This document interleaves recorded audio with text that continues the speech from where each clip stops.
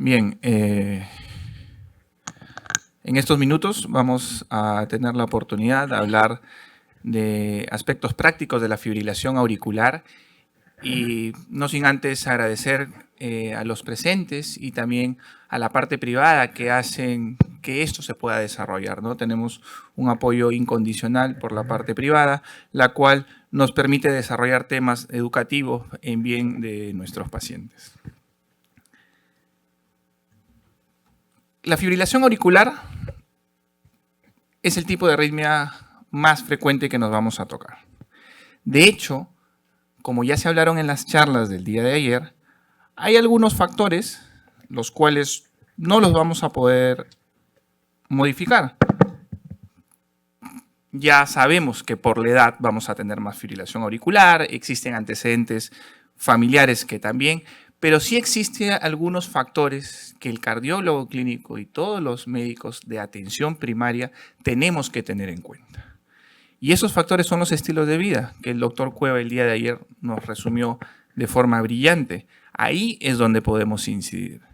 Y hay que sospechar en los pacientes que tienen esta arritmia porque no solamente da palpitaciones, sino también otro tipo de síntomas que tenemos que tenerlos en cuenta. Y esta es una epidemia en crecimiento y todos en nuestra práctica clínica nos vamos a tocar con un paciente con fibrilación auricular.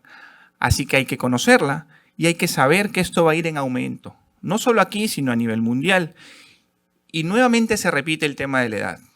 Ya 40 años en adelante ya es un factor a tener en cuenta para tener fibrilación auricular. Entonces, vayamos sumando cosas para tener en cuenta este tipo de arritmia. ¿Y por qué es importante? Porque esto sí se asocia a problemas cardiovasculares importantes, como incrementos del riesgo de accidente cerebrovascular y no solo eso, sino también mortalidad. Entonces, hay un impacto importante en la salud de todos los pacientes mientras vamos aumentando en edad.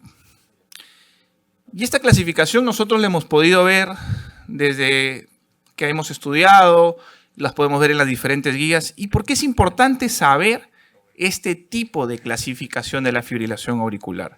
Porque aparte de la definición que podamos tener en paroxística, persistente, persistente de larga duración y permanente, porque se van a asociar a estrategias que yo voy a tomar en cuenta para controlar la frecuencia o el ritmo, para tomar decisión con mi paciente o no, pero sobre todo para ver un poco más allá en estrategias de intervención.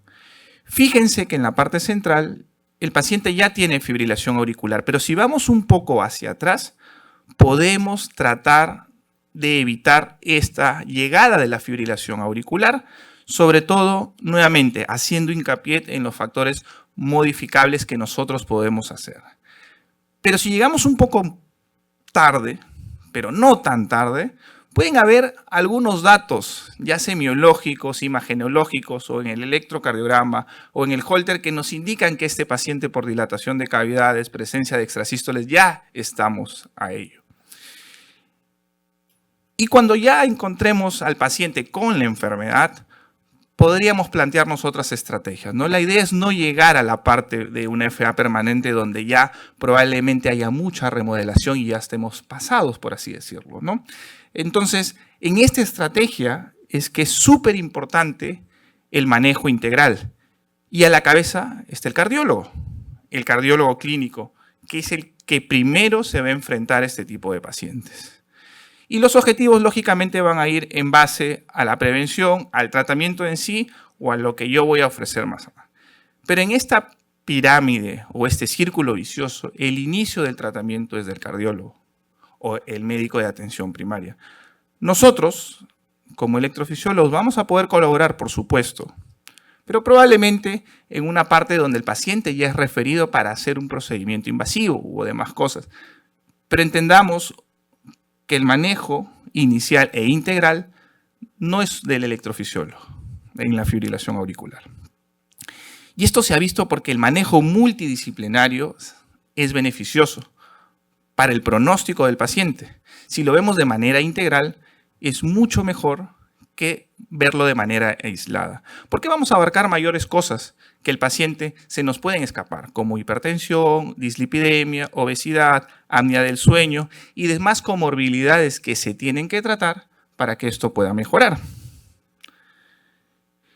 Y este manejo multidisciplinario en fibrilación auricular, una de las cosas que nos competen a nosotros es que hay reducción en los tiempos de ablación. ¿Y qué significa una reducción en los tiempos de ablación? Que el paciente va a llegar de una manera oportuna a un procedimiento. Porque como vamos a ver más adelante, es diferente yo programar una ablación de fibrilación auricular o hacer una ablación de fibrilación auricular en aquel paciente que tiene menos de 12 meses de diagnóstico. Porque ya se ha visto que en los pacientes que tienen mayor tiempo de diagnóstico o ablación, probablemente los resultados no sean iguales por la progresión. Entonces, es importante, por supuesto que es importante para poder llegar ahí. Y este cambio lo hemos visto en las últimas guías. Es por eso que dentro del manejo más integral se toman muy en cuenta otras cosas antes de llegar a la ablación, porque todo esto va en beneficio del manejo integral para el paciente. Cuando esto progresa, se va a hacer más difícil. Vamos a tratar de incrementar terapia farmacológica, vamos a hacer cardioversiones y luego, después de un tiempo, podríamos mandar a ablación a nuestro paciente, pero a lo mejor en este escenario ya es muy tarde. Pero nosotros podemos pensar de que la ablación o los procedimientos invasivos para la fibrilación auricular pueden ser muy caros. Y es cierto, la tecnología que utilizamos probablemente no es barata, necesita del dinero para poder llevarse a cabo. Pero si hacemos estudios sobre las visitas ambulatorias de los pacientes, las cardioversiones que vamos a utilizar o las atenciones que necesita un paciente que no llega a ablacionarse, vamos a ver que a la larga esto va a ir en beneficio no solo del paciente, sino de las instituciones para la atención de forma más adecuada de estos pacientes. Ya, miren, hace 15 años este estudio del doctor Papone ya mostraba beneficios si comparábamos la terapia farmacológica con la ablación para mantenernos en ritmo sinusal. Y probablemente hace 15 años no teníamos la tecnología que tenemos ahora, pero ya había esos indicios.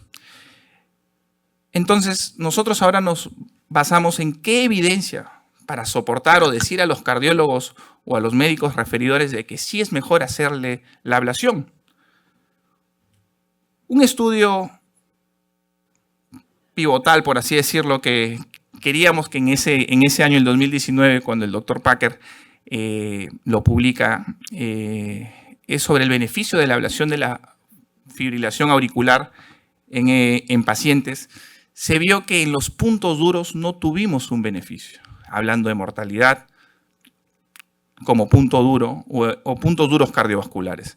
Pero este estudio Cabana, como vamos a ver, sí nos hablaba sobre otros tipos de beneficios. Y a partir de ahí salieron otros estudios para ver progresión o para ver si tenemos algún impacto en puntos duros como mortalidad. Entonces el Cabana que comenzó a darnos indicio que la ablación tenía que buscar algunos puntos importantes, sí, pero a lo mejor en este escenario el tener desenlaces primarios fuertes de beneficio no se logró encontrar. Pero sí se vio que pudimos tener una importante mejoría en los pacientes en calidad de vida, en carga de arritmia, en idas y venidas a emergencia. Entonces fue muy beneficioso. Si nosotros en algún momento nos hemos topado con un paciente con fibrilación auricular, cuando los vemos en la consulta, podrán saber lo sintomático y lo feo que es para el paciente cuando nos dice que ha tenido que ir el último vez 2 o 3 veces por emergencia o que no puede realizar sus actividades diarias o laborales. Entonces, este estudio sí mostró un impacto muy importante en calidad de vida. Es por eso que a partir de aquí comenzó a tener una luz más importante la ablación de fibrilación auricular. Luego de esto, este estudio ¿qué nos muestra? Que la ablación en comparación con la terapia farmacológica evita la progresión de la fibrilación auricular, la va a enlentecer. Cuando vimos en la parte de la disquisición del tipo de fibrilación auricular, mientras más temprano tratemos o evitemos que progrese la fibrilación auricular, va a ir mejor. Entonces, ya hay evidencia de que la ablación permite o enlentece esta historia natural de la fibrilación auricular, y lógico que va a ser beneficioso. Y hay estudios más recientes que ya nos dan un impacto un poco mayor, probablemente por temas metodológicos, por los crossovers que hubo en el Cabana, que no llegamos a tener unos datos importantes sobre conclusiones en endpoint primarios, pero este estudio de LIS-EIF ya detecta algunos otros beneficios, sobre todo en endpoint primarios. ¿Y qué pudimos observar? Que el mantener el ritmo sinusal en estos pacientes es mejor en puntos duros, ¿ok? Pero acá, seamos claros, este estudio no solo fue para ablación, de hecho el porcentaje menor, alrededor de un 20% fue ablación, sino que la gran mayoría estuvo con fármacos antiarrítmicos. Pero acá podemos ver que los pacientes que los mantengo en sinusal van mejor. Y un punto importante también de este estudio es que nos dio una temporalidad.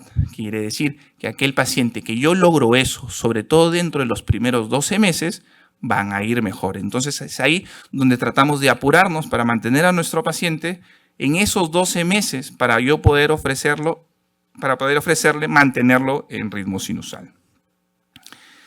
Y un grupo que claramente lo explicó el doctor Soto ayer, donde sí hay impacto en puntos duros, mortalidad, es la falla cardíaca. Y la falla cardíaca en casi todas sus extensiones podemos ver. Y de hecho ya habían algunos estudios que iban saliendo, que nos iban mostrando estos beneficios, pero creo yo que el que más impacto tuvo es el CASTLE-IF, que muy bien el día de ayer hicimos la disquisición. Y en estos casos, en estos pacientes con insuficiencia cardíaca, cuando vemos el compuesto primario, el endpoint primario de todas las causas de mortalidad, las curvas iban en beneficio de la ablación de fibrilación auricular. ¿Y qué pacientes? La gran mayoría. De hecho, hay algunas características que nosotros podemos ver, como la fracción de eyección muy baja, o como nos mencionó el doctor Soto ayer, aquellos pacientes que están inclusive en falla muy avanzada. En este estudio, si bien es cierto, no tuvo mayor beneficio o no se vio esto, estudios recientes o subestudios de esto vieron que inclusive podría aminorar el tiempo a trasplante, ¿correcto? Entonces, nos muestra que la ablación de fibrilación auricular en este grupo específico sí vamos a tener un impacto en puntos duros cardiovasculares, que es algo muy beneficioso para nosotros. Y hay un grupo que a veces lo olvidamos, pero lo vemos muy frecuente, ¿no? Y es más, la gran mayoría de estudios nos ponen como que el límite de edad, 75 años, algunos 80 años, pero aquel paciente que tiene más de 80 años probablemente lo miramos diferente y hagamos autocrítica, eso pasa. Pero hoy en día, como la salud cardiovascular ha mejorado, tenemos muchos pacientes mayores en muy buen estado. Y si nosotros comparamos la ablación en este tipo de pacientes, vamos a ver que no hay diferencias en riesgo por el procedimiento. De hecho, hoy en día, con toda la tecnología que se está viendo y se muestra, los procedimientos terminan siendo muy seguros, inclusive con nuevas estrategias de ablación, con nuevas fuentes de ablación. Esto se ve que es muy factible, tiempos más cortos, menos complicaciones, inclusive altas el mismo día de ablación de fibrilación auricular. Entonces es algo muy beneficioso que no debemos de dejar pasar a este grupo de pacientes de la atención o darles un procedimiento invasivo. Entonces, si yo hago una comparación en muchos puntos como eficacia, calidad de vida, eventos adversos, condiciones relacionadas a la fibrilación auricular, inclusive costos, cuando hacemos la comparación de toda la evidencia que tenemos entre los medicamentos antiarrítmicos y la ablación con catéter, vamos a ver que la ablación con catéter tiene mucha evidencia en el cual nosotros podemos soportar para poder decir, inclusive a nuestras instituciones, que desde el punto de vista clínico, desde el punto de vista del paciente, inclusive económico, hay una tendencia a la mejoría cuando referimos oportunamente a ablación a nuestros pacientes. Y esto ya está soportado en guías clínicas. De hecho, si ustedes ven y las revisan, indicación 1C, 1A y 1A. Antes era para aquel paciente que había fallado a la terapia antiarrítmica, ¿no? Y eso nos acordamos todos, pero hoy en día estamos a la par. Inclusive, si hay una conversación directa con el paciente, podemos optar inclusive por la ablación antes del uso de fármacos. Y lógicamente, si estamos en otro escenario, como insuficiencia cardíaca o taquimiocardiopatía, la indicación inclusive puede ser un poco más alta. Entonces, tenemos el soporte de las guías clínicas y tenemos la evidencia científica que soporta el procedimiento de ablación de manera oportuna para este grupo de pacientes. Y esto se da porque también ha habido una evolución en la tecnología y es algo que lo vamos a ir viviendo día a día, año a año. Probablemente nuestra subespecialidad sea de las que más mejoras tecnológicas tienen, porque hay una disputa buena entre las distintas casas comerciales en miras a ofrecer algo más eficiente, más rápido, más seguro y costo efectivo para nuestros pacientes. Y esto pues, es lo que nos permite tener buenos resultados. Y a la larga, ¿termina siendo esto beneficioso? Sí, porque no solamente habíamos dicho que pese a que cueste más el procedimiento en sí, si nosotros abarcamos el seguimiento en años del tipo de paciente que va a requerir una u otra atención, los sistemas de salud con estos estudios de coste-efectividad se podrían beneficiar de una terapia invasiva temprana.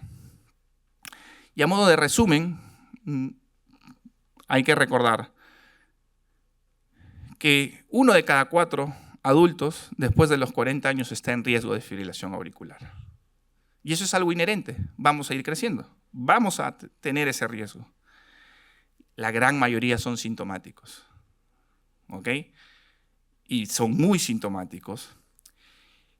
Pero nosotros tenemos ya esta opción de en aquellos pacientes que son sintomáticos, de referirlos para tener una evaluación y un seguimiento pronto. Está bien, primer episodio a lo mejor no lo mandemos a ablación. Podemos intentar con fármacos, pero hagamos un seguimiento precoz. O sea, veamos cómo va las 4 semanas, cómo va las 8 semanas, si sigue sintomático, si persiste. Creo que no tiene sentido ir titulando medicación, pasando a miodadrona a algunos pacientes de forma crónica sabiendo todos los bemoles que puede tener esta medicación. Tenemos un tiempo más o menos de 12 meses que habíamos visto donde la evidencia soporta inclusive beneficio en puntos duros cuando hacemos una terapia invasiva precoz. Y ya como conclusión, para hablar de la ablación con catéter, de hecho, la evidencia nos soporta que es una tendencia hacia ello de ser más efectivos y seguros que la terapia farmacológica. La calidad de vida lo mejora tremendamente. Nosotros que hacemos las consultas post vemos la cara de los pacientes cuando vienen a su control y nos dicen, doctor, este mes no he tenido ninguna recurrencia de fibrilación auricular. Es algo muy importante en la calidad de vida, sobre todo en esos pacientes muy sintomáticos.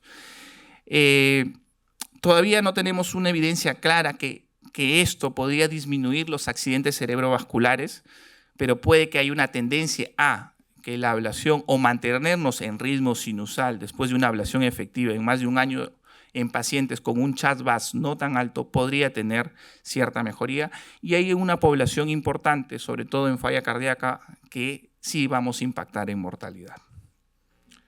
Y con esto terminamos.